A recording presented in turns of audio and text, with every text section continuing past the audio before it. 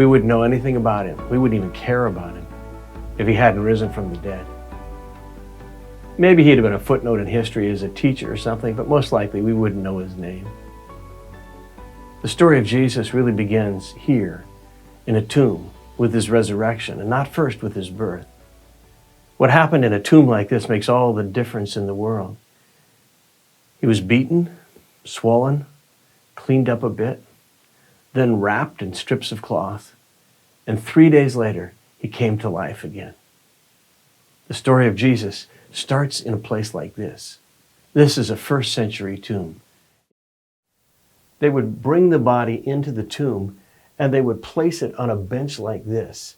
This is called the arcosolio. They would wrap it in strips of cloth with aromatic branches. And then about a year later, they would re-enter the tomb, gather the remains, the bones, and place them in a bone box called an ossuary. Then they would take an ossuary and stick it in this niche. That's why these tombs had to be able to be re-entered. And Jesus' tomb had a rolling stone as a door. Let me show you the rolling stone as the door for this tomb. Here's the entrance to this tomb. And this is a rolling stone that would have served as the door. They would have rolled this back in order to come in and gather the bones a year later. This is what the women and Peter and John would have seen rolled away from the tomb. His would have been much bigger. This particular tomb was cut down into the hillside in order to create enough space to cut back into the hill to make the tomb complex. Let me climb up out of here and I'll show you what it looks like today.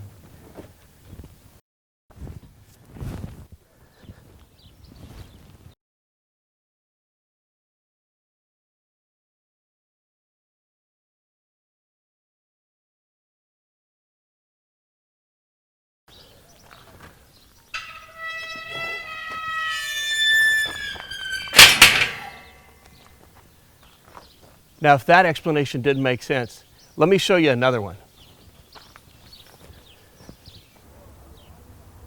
This is another first century tomb, but the top got knocked off when they were building a road, so it kind of leaves us a natural cutaway to see what a tomb was like. These are the benches right here, called the arcosolio, and those are the niches where the bone boxes would go. The body gets laid out here, the bone boxes a year later go in one of the niches.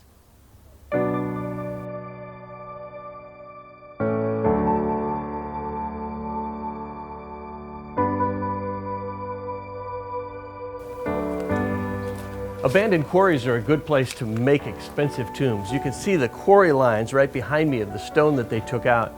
It leaves a cliff face so that if you want to make an elaborate tomb, you could carve a facade into the front of it just like this one. This is from the 1st century. Joseph of Arimathea had just finished making his family tomb.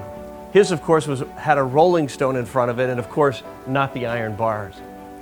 But it would have been a tomb like this that the women would have come to on Easter morning, or the disciples ran to and found that Jesus was not there, but that he was alive. His resurrection 3 days after he died was the sign of his significance. If you're going to study the life of Jesus, you have to start right here. So open up your Bible, do the study, and then we'll wrap up together.